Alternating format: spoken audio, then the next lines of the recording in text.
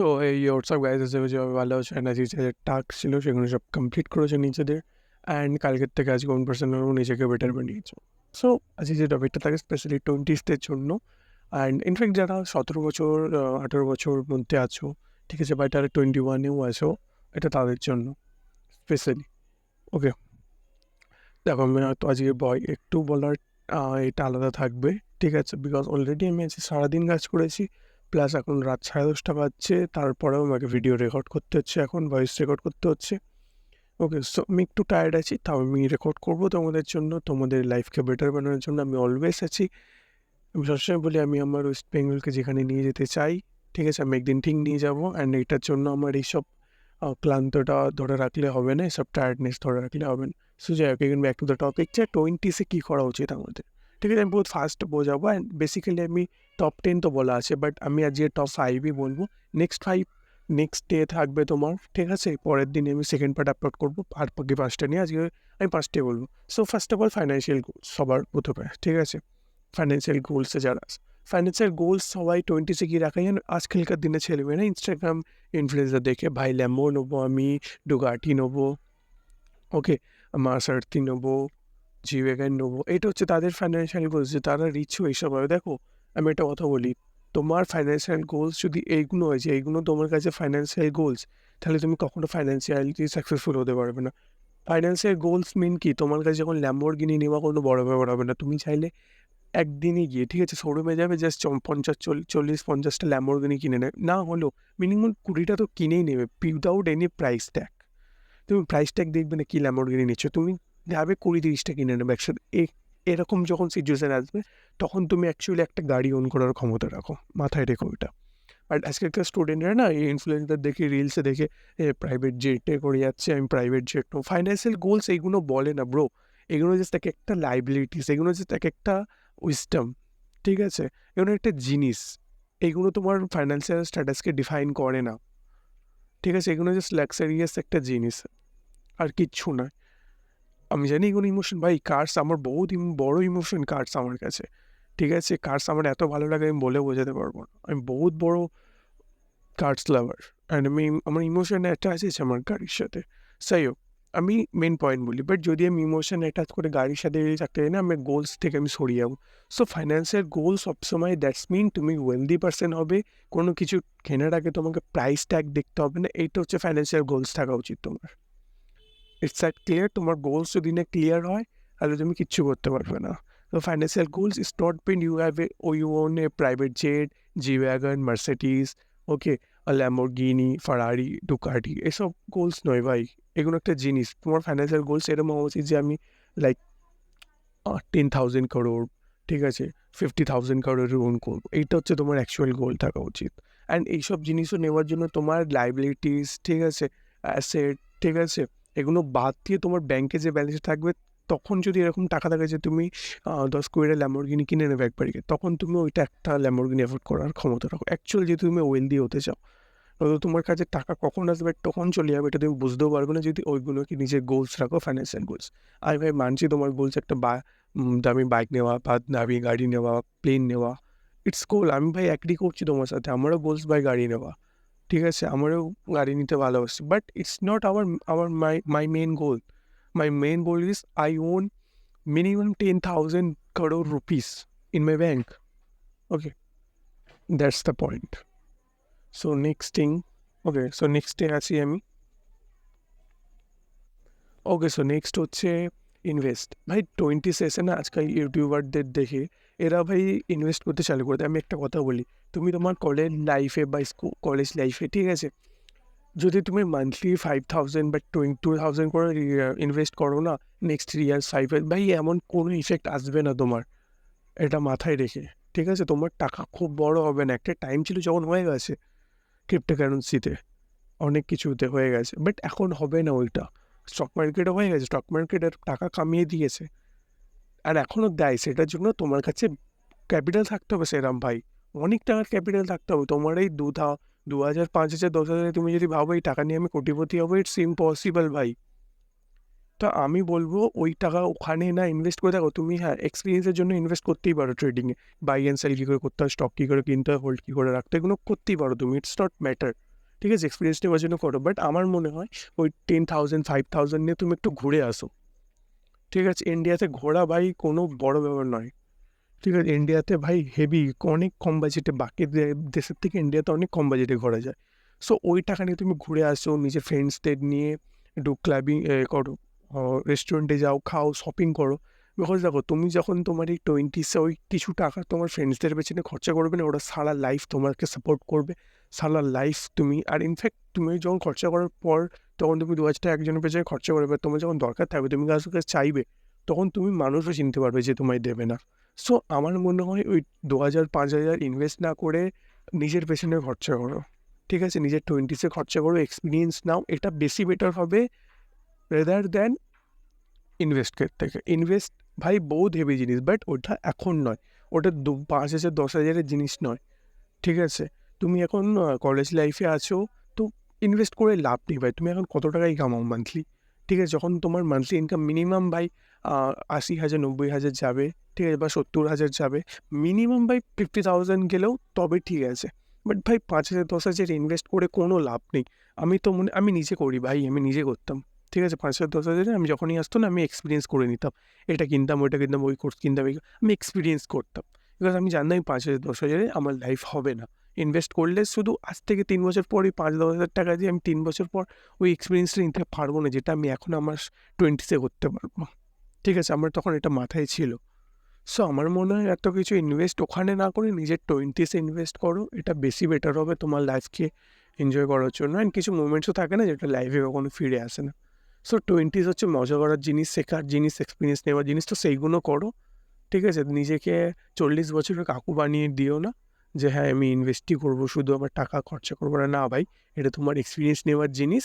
Experience নাও। যখন তুমি বিছানায় শুয়ে থাকবে, অ্যাকচুয়ালি এটা হয় ভাই। যখন তুমি বিছানায় শুয়ে থাকবে, শরীর খারাপ হবে ৬০ বছর বয়সে, তখন তুমি মনে করবে যে ইস! তখন যদি এটা করে নিতাম টাকাটা না বাঁচিয়ে, বহুত ভালো হতো। অফকোর্স টাকা ইজ ইম্পর্টেন্ট, বাঁচানো উচিত। বাট ভাই একটা অ্যামাউন্ট থাকে ওটার। ঠিক আছে? ইনফ্লুয়েন্সদের কথায় এসে যাতে অ্যামাউন্টে ভাই ইনভেস্ট করতে যেও না, নিজের 20sকে নষ্ট করতে যাও না। সো আমি পার্সোনালি রেকমেন্ডেড করবো এক্সপিরিয়েন্স করো। লিটারালি বলবো এটা এক্সপিরিয়েন্স করো। Okay, so next things is clarity. দেখো নিজের লাইফে আমি একটু আগেই বললাম না, নিজের লাইফে যদি ক্লিয়ারিটি না থাকে, এখনকার মানুষজন না ক্লেভার থাকে যে হ্যাঁ ক্লেভার আছে। বাট ক্লিয়ারিটি দরকার ভাই লাইফে। ক্লিয়ারিটি যে তুমি কী করতে চাইছো, কী করে করবে, কখন করবে, এই পুরো ক্লিয়ার একটা জিনিস চাই। আমার টু ডু লিস্টে ভাই পুরো ক্লিয়ার জিনিস থাকে। কোন টাস্কে কত টাইম দেবো, 6 মান্থ পরে আমার কী টাস্ক আমি পাবো, কী হবে না হবে, আমি পুরো লিস্ট করে রাখি। অফকোর্স 90-20 হয়ে যায় এবার। ঠিক আছে? সব কিছু তোমার প্ল্যান মতো হবে না। অফকোর্স নেচারের কিছু নিয়ম থাকে। সো তাও এটা ক্লিয়ারিটি রাখো যে তুমি লাইফে কী করতে চাও, নিজের পারপাস খোঁজো, একটা ক্লিয়ারিটি লিস্ট বানাও। ঠিক আছে? তোমার কী চাই, কখন চাই, কত দিনের মধ্যে চাই, কত কী তুমি ইনভেস্ট করতে পারবে ওটার জন্য নিজের, সেই সব কিছু লেখো। লাইফে যদি না ক্লিয়ারিটি থাকে তুমি পাবে না কিছু। আমি আগেও বলেছিলাম ইউনিভার্স তোমাকে দেওয়ার জন্য বসে আছে। তুমি জাস্ট জিজ্ঞাসা করো যে তোমার কী চাই, নিজেকে দাঁড়িয়ে না জিজ্ঞাসা করো। এটা একটা সিম্পল রুলস আমি তোমাকে বলে দিই। জাস্ট একদিনের জন্য নিজের ফোনকে সব কিছু থেকে দূরে, নিজের ফোন, কম্পিউটার, পুরো ইন্টারনেটের থেকে আলাদা হয়ে যাও। নিজের ফ্যামিলির থেকে আলাদা জাস্ট একদিনের জন্য যেকোনো একটা হোটেল রুম ভাড়া নিয়ে নাও। ওকে? জাস্ট একদিনের ব্যাপার।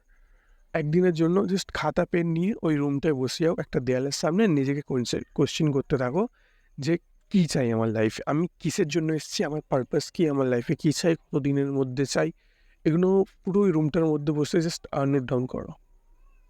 It's best way to find your goals, your clarity and your purpose. It's best way ভাই। আমি নিজের লাইফে করেছি। দ্যাটস ওয়াই আমি এক্সপিরিয়েন্স থেকে তোমায় বলতে পারছি। এইটা না যে আমি হাওয়ায় কথা বলছি। ঠিক আছে? আমি না ইনফ্যাক্ট আমার থেকে বড় যারা সাকসেসফুল মানুষ আছে তারা লাইফে করেছে। আমি লাইফে এখনও সেরকম সাকসেসফুল হইনি আমার অনুযায়ী। বাট আমি বড় সাকসেসফুল লাইফের যে এন্টারপ্রেনারদের কথা যদি বলি, তারা লাইফে এটা করেছে। ঠিক আছে? সো নোট ডাউন করো। জাস্ট একদিনের জন্য নিজেকে ফোনের দুনিয়া থেকে আলাদা রাখো। ফোকাস করো নিজের লাইফে, নিজের উপর ফোকাস করো। এটা তোমাকে অনেক দূর এগিয়ে নিয়ে যাবে। যদি তোমার লাইফে ক্লিয়ারিটি না থাকে তো তুমি কী করবে না করবে বুঝতে পারবে না। মনে হবে এটাও করিনি, ওটাও করিনি। আমি আগেও বলেছি না, সব কিছু তুমি করতে পারবে না। ওকে? সো একটা ক্লিয়ারিটি রাখো যে আমার এইটা পারপাস, এই দিকেই আমি এগোবো। যাই হয়ে যাক এত টাইমের মধ্যে এই আমি ইনভেস্ট করবো, এই আমি পাবো, এই আমার লাইফ। ব্যাস দ্যাটস ইট। এবং অবভিয়াসলি 19, 20, 18 হবে লাইফটা।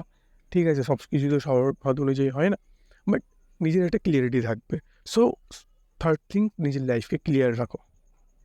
সো এগেন চলে আসছে ফোর্থ জিনিসে, বেসিক অ্যান্ড ইউনিক। এটা না বেসিক্যালি কন্টেন্ট ক্রিয়েটারদের জন্য, আর হচ্ছে 20s যারা একটু আধটু বিজনেস স্টার্ট করতে চাইছে। আমি একটা কথা বলি ভাই, আমি আমার ফার্স্ট বিজনেস স্টার্ট করেছিলাম জাস্ট 0 রুপিস রিসেলিং স্টার্ট। আমি করে দিয়েছিলাম জাস্ট। ঠিক আছে? আমার অত দরকার নেই আমার ইউনিকনেস এননেস। আমি জাস্ট স্টার্ট করে দিয়েছি, যা হবে দেখা যাবে। আমি অনেক বিজনেসে ফেল হয়েছি ভাই, অনেক বিজনেসে।